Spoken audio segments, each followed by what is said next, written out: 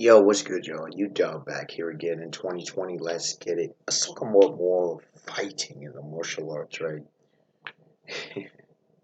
I love fighting. I love the martial arts. I don't get to do it as much as I'd love to. I love the aspects of strategies and what they tell you about another person. Like there's so much intel you can learn about another person within 2 to 5 seconds. Honestly, it's incredible. You can learn stuff about personality and what more. And I know anime and manga, they make it a bigger kind of thing, right? Like with Luffy in One Piece, post time skip, the ability to know a person's emotional state, read the personality via observation haki, which he already showcased that pre time skip, but we got more of an explanation by Oda, right? We see Hajime no Ippo, we get that a lot. Uh, the Baki series, you get that to a degree. Tough series, you get that to a degree. King and Ashura, King and Omega, you get that to a degree. But it's a very real thing. And sometimes people wonder how I know that someone will not be hostile or somebody is going to come at me or if I'm checking them. Why sometimes I'm more of an aggressive tone, why sometimes I'm more of a laid back tone, why sometimes I'll have my hands in a position where I may strike, other times it's completely loose. And I'll kind of take you through the way that I perceive things. Okay. How do I perceive if someone is a threat or can actually fight, right? For one, posture. Posture is everything. If somebody is completely not a fighter, they're going to have this completely lax, not a lax in the point of an easy release, easy motion, whether I can strike you or I can go for a grapple, for a quick motion and whatnot, for, light uh, movement of footwork and economic movement. We're not talking about that. We're not talking about a Bruce Lee approach where you're just lightly stalking, for lack of a better term, right? We're not talking about a Jackie Chan where he's, acting like he's not a threat to the last second of where he pounces, which you see Sanji in his blackleg style often do. We're talking people's body posture of used to being in a chair, body posture, used to not having to quickly defend or move aggressively towards something. That kind of body posture, the shoulders not in any form of a balanced approach. Another thing is when someone takes up a fighting posture, where are the hands located, where where are the feet located, the footwork, um, where the head's moving, where are you positioning your shoulders, you know your balance. How weak is your balance? Is your balance strong? Are your feet shoulder width apart? Are you using more of a grounded stance?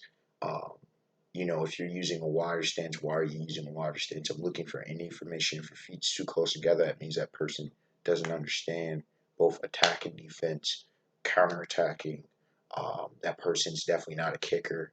That person's definitely looking for a one hitter quitter because that person doesn't know any better about combinations, right? Um, let's see, footwork. Someone's foot positioning can tell me if that person has some serious footwork, right? The same ways if you see it in basketball and football and baseball, it's all similar kind of movements. Volleyball, you use similar football, even dance movements. Capoeira is a dancing martial art because of its origins, right? So these are some of the kind of things that I look for when I see if somebody's actually about it or whatnot.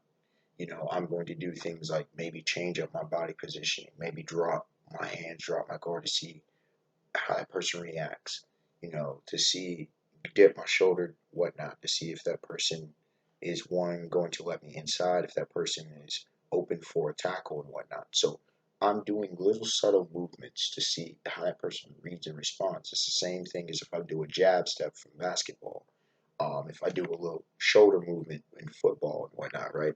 So I'm looking at all of these aspects to see if this person is looking to fight. Someone's personality with it, you know, read facial expressions. See if that person is stoic. If that person is stoic, that tells me a lot. That this person's got experience. That this person's not rattled, which means this is going to be a tough encounter.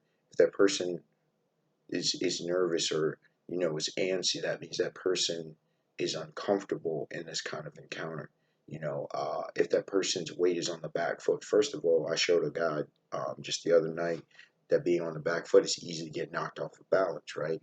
Can possibly get knocked to the ground that way. But it also shows that that person is in retreat and retreat and retreat, and that person only knows retreat. The person is no threat to you at that point.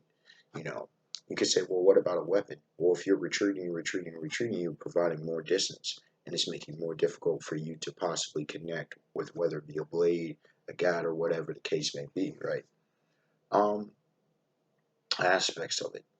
Is this person a grappler? Is this person a striker? Is this person neither? You know, um, the mentality of this person, that kind of conversation I'm having with this person. Is this person looking to wide strike and wide swing? Well, if the person's giving me wide strikes, that person's not balanced. Let me tell y'all something. Wide strikes not gonna knock you out. They're not gonna take you on out of here. I've taken many of those. If someone's coming wide strikes, that means you're giving up a lot of power, a lot of positioning. And you could say, well, what about haymakers? Haymakers are constructed blows. It's all about leverage points, angles, the physics, the geometry of the situation, right? Somebody's coming in wide, that person coming in with a sweeping blow. Once that person knows how to do a clubbing blow, that person knows directly a pinpoint accuracy. It's not going to work. Also, if you're coming in wide, those are easier to dodge, those are easier to block as well. If it's a one-on-one fight. Now, if it's a multiple person fight, you're going to have a little bit more of a difficult time. Make sure that you don't get caught off guard with outside of your line of vision. Understand that blows may become quick, and be prepared mentally to take blows when it comes to that. But if you're mentally prepared to take blows, you can take them, um, especially if you know what you're doing. Um, knowing how to defend yourself, blocking your head, blocking your vitals, seeing where they're going for you. If someone's using pinpoint accuracy, then you're in trouble.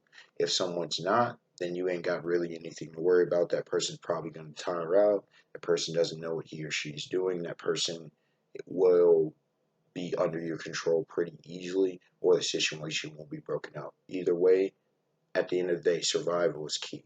Um, Now, if you're in a actual sparring match, in an actual fight, in that regard, that's a whole different thing. But if you're in a street fight, number one rule, I always tell people to survive, pure and simple. Um, Even if you go to the ground, if you get knocked down to the ground, don't fret. A lot of people are trying to look to you to go to the ground, but what they don't understand is by them knocking you to the ground, they're giving you less target area. Um, Most people don't know how to grapple, so them going to the ground, especially on the street, is just terrible. It is a terrible solution for them. Don't go to the ground unless you need to, but if you need to go to the ground, make sure you know how to defend yourself. Make sure you know how to grapple yourself. Make sure you know how some basic ass holds. Make sure you know how to fight out of it tenaciously. Okay, get yourself back standing as quickly as possible.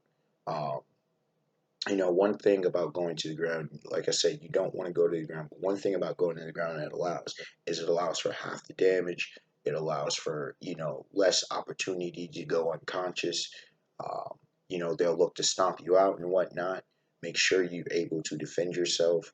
Um, if you have people around you, they're able to help you get out of the situation. Just make sure your fighting mode is to survive. Don't lose sight, don't lose track of what it is that you're doing. Okay, once you go to the ground, it's a different element. At that point, think survive, survive, survive. Focus on getting out of the situation. Focus on what it takes for you to get back to your feet. Focus on what it takes for you to get rid of this, whether the person be on top of you or a group of people. Look to be able to scramble out if you can. Okay? All of this is happening quickly. Don't lose sight, don't lose focus of the encounter. Right? But if you're in a situation where it's you get knocked down and it's a constant get back up, sometimes play smart, man. Don't just jump right back up. Okay, make sure that you're safe. Okay, make sure that you have your faculties. Make sure that you're able to move. Make sure that you're not got rubber legs. Because the worst thing that you can get is get back up and either get dropped or really get seriously damaged or hurt. Okay, it's no shame in the game to make sure that you're fine in a fight. Um, these are some of the basic kind of just conditions I look for in a fighting situation in any encounter. Like I said, my first rule is surviving. You know, it's not about winning and losing if you're in an encounter on the street. It's about making sure you live to the next day and making sure you come back home, making sure you're protecting those that you fought to protect in the first place, including yourself. And, you know, if don't go in there with the fear of getting hurt. Don't go in there with the fear of you're going to die. If you do that, then what the hell are you fighting for anyways? That's stupid. That defeats the purpose of why you're doing it. Utilize your techniques, utilize your advantages, your God given capabilities, utilize your training, utilize all of your experiences and learn from that encounter. Fix whatever mistakes that were made. If your footwork was terrible, make sure you focus on that. If you were caught off guard, make sure to stay more vigilant. Um, if you found out that, ooh, this defense works great for me, good, keep up to that and adapt and adjust that to make that even grander and greater. Until next time. All right, y'all. Have a beautiful day, beautiful night. Peace. And, you know, if you want me to talk more about fighting and martial arts and different stuff, then more so. If there's any other video content you want me to talk about, we're here for it. And, hopefully to get more consistent once again. A lot of things have been going on recently. So, all right, y'all. Peace. Stay safe out there. Stay out of unnecessary situations. But if you need to get in there, make sure you know how to handle yourself.